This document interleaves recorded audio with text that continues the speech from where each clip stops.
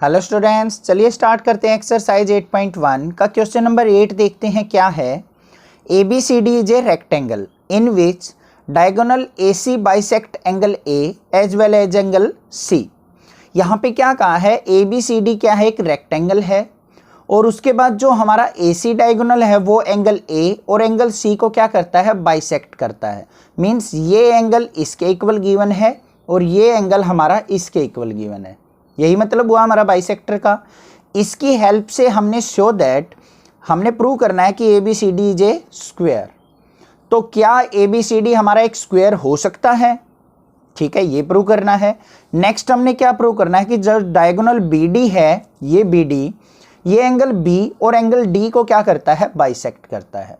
अब देखो, इस तरीके के क्वेश्चन तो हम प्रीवियस काफ़ी सारे कर चुके हैं कि हमें कोई डायगोनल अगर उसके एंगल्स को बाइसेक्ट करता है प्रूव करना हो तो इसके लिए क्या करते हैं, ये हमारा डायगोनल है, दो ट्रायंगल्स बना रहा है, एक ऊपर वाली ट्रायंगल बी सी डी और एक ट्रायंगल बना रहा है ए डी बी।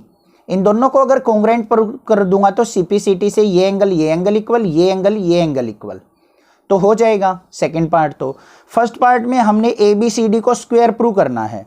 अब रेक्टेंगल के अंदर देखो चारों के चारों एंगल 90 डिग्री तो होते हैं, स्क्वायर में भी होते हैं। तो क्या ऐसी प्रॉपर्टी है जो हमें रेक्टेंगल और स्क्वायर को डिफरेंशिएट करने में हेल्प करती है? रेक्टेंगल की अपोजिट साइड्स इक्वल होती हैं बट स्क्वायर की सारी साइडें इक्वल होती हैं। अगर मैं A B equal to B C equal to C D equal to A D prove कर दूं तो ए बी सी डी क्या हो जाएगा, हमारा स्क्वायर हो जाएगा। चलिए देखते हैं कैसे करना है। सबसे पहले लिखेंगे गिवन क्या है। गिवन है हमें A B C D is a rectangle, लिख दिया हमने। उसके बाद क्या गिवन है, और A C is bisector of angle A and angle C, कि जो ए सी है वो एंगल ए और एंगल सी का बाइसेक्टर है। तो टू प्रूव में जो फर्स्ट पार्ट है हमारा, उसके अंदर क्या प्रूव करना है, A B C D is a square. ठीक है, चलिए देखते हैं। सबसे पहले बात करते हैं in triangle A B C and triangle A D C. देखो ए बी सी ट्रायंगल और ए डी सी, एक तो नीचे वाली ट्रायंगल ले ली हमने ये, और एक ऊपर वाली ट्रायंगल ले ली। क्यों ली है, रीजन समझो। हमें ए सी दी गिवन है बाइसेक्टर, ये गिवन है, उस गिवन की हेल्प से ही देखो अब ये ए सी बाइसेक्टर गिवन है हमें, तो ये दो ट्रायंगल्स में इसको डिवाइड कर रहा है, एक नीचे वाली ट्रायंगल एक ऊपर वाली, उन दोनों को ही लेके चल पड़ेंगे हम। अब यहां पे देखो इन दोनों ट्रायंगल्स के अंदर जो एंगल बी ए सी है वो एंगल डी ए सी के इक्वल गिवन है। देखो B A C equal to D A C means ये एंगल इक्वल गिवन है, वन का क्रॉस से इसको मार्क कर लिया। उसके बाद जो एंगल हमारा है बी सी ए इक्वल एंगल गिवन है डी सी ए के। देखो बी सी ए ये एंगल डी सी ए इस एंगल के इक्वल गिवन है। ये दोनों एंगल इक्वल गिवन है, तो ये दोनों एंगल इक्वल गिवन है तो ये भी क्या आ गया हमारा गिवन, क्योंकि ये इसको बाइसेक्ट कर रहा है। थर्ड बात करें, ए सी इक्वल टू ए सी, ऊपर वाली ट्रायंगल में भी नीचे वाली में दोनों में क्या है, ये कॉमन, तो हम इसको लिख देंगे कॉमन।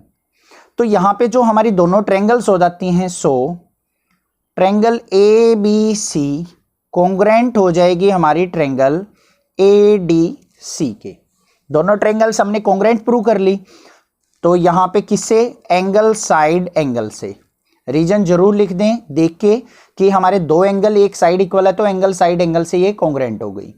अब ये दोनों कॉन्ग्रुएंट हैं तो हम क्या लिख सकते हैं, A B equal to C D, जो हमारी ए बी है वो सी डी के इक्वल लिख सकते हैं कि इस ट्रायंगल के अंदर जो हमारी ए बी साइड वो सी डी के इक्वल है और बी सी जो है ए डी के इक्वल है, and B C equal to A D, और जो बी सी साइड है वो ए डी के इक्वल है। ये हो गया हमारा। अब ये देखो, ये प्रॉपर्टी तो हमारी रेक्टेंगल के अंदर भी होती है, ये साइड इसके इक्वल, ये साइड इसके इक्वल। बट और क्या लिख सकते हैं हम सीपीसीटी से, जो ए बी है उसको मैं ए डी के इक्वल भी तो लिख सकता हूं, ये वाली साइड मेरी इसके इक्वल बाय सीपीसीटी, और बी सी इक्वल टू मैं सी डी भी लिख सकता हूं, and B C equal to C D, इसको लिखेंगे बाय सीपीसीटी, ये लिख देंगे रेक्टेंगल से, बाय रेक्टेंगल। अब देखो A B equal to C D था, A B equal to C D, A B equal to A D भी है हमारा इसके इक्वल, तो मतलब क्या हुआ, हमारी चारों साइड क्या होगी, इक्वल। तो यहां पे क्या लिख देंगे, A B equal to B C equal to C D equal to D A, चारों साइड इक्वल होगी, तो so A B C D is a square. यही हमने क्या करना था, प्रूव करना था। आई होप आपको समझ में आ गया होगा, कोई डाउट नहीं होगा। नेक्स्ट बात करते हैं, हमने क्या करना है सेकंड पार्ट के अंदर प्रूव। सेकंड पार्ट के अंदर जो डायगोनल बी डी है उसको हमने बी और डी का बाइसेक्टर प्रूव करना है। तो ये देखो बी डी डायगोनल कौन कौन सी ट्रायंगल में डिवाइड कर रहा है, एक तो ऊपर वाली ट्रायंगल, एक नीचे वाली ट्रायंगल, वो लेके चलेंगे। तो in triangle A B D and triangle B C D, दो ट्रायंगल्स होगी हमारी ए बी डी और एक बी सी डी। इसके अंदर देखो ए डी इक्वल टू जो है हमारी सी डी के इक्वल है, A D equal to C D.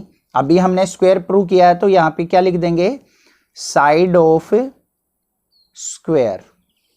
और क्या लिख सकते हैं हम, जो ए बी है वो सी डी के इक्वल भी लिख सकते हैं, जो ए बी है वो सी डी के इक्वल, ये भी क्या हो जाएगी हमारी साइड ऑफ स्क्वायर हो जाएगी। और क्या लिख सकते हैं, जो बी डी है वो बी डी के इक्वल है, क्यों, कॉमन है। तो हमने क्या कर दिया, इन दोनों ट्रायंगल्स को कॉन्ग्रुएंट प्रूव।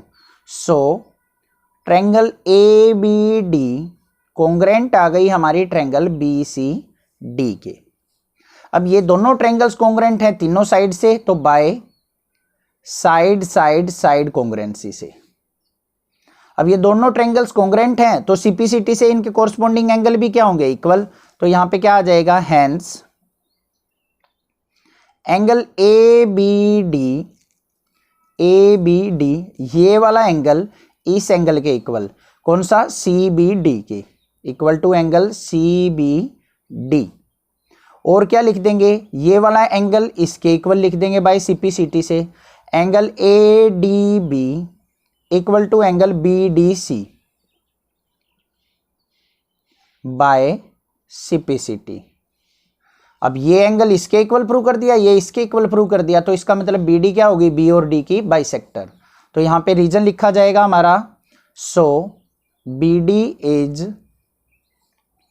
बाइसेक्टर ऑफ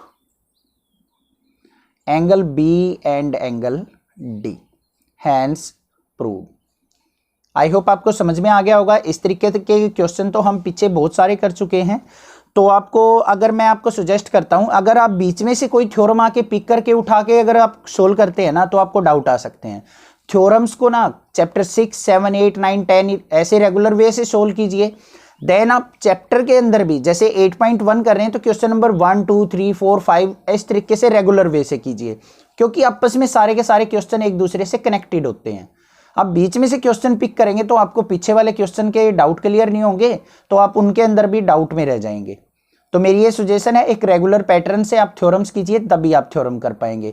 वैसे मैं बहुत सारी ट्रिक्स भी बताता हूँ थ्योरम के अंदर, कहीं भी आपको नहीं मिलेंगी कोई भी चैनल पे, या कोई भी टीचर्स, बहुत कम टीचर्स हैं जो थोड़ी सी ट्रिक भी बताते हैं कि थ्योरम के अंदर करना क्या है। अगर आपको चैनल अच्छा लगता है तो कमेंट करके बताइए, लाइक कीजिए, कमेंट कीजिए, शेयर कीजिए चैनल को अपनी क्लासमेट्स के साथ। Thank you students for watching this video. Thanks.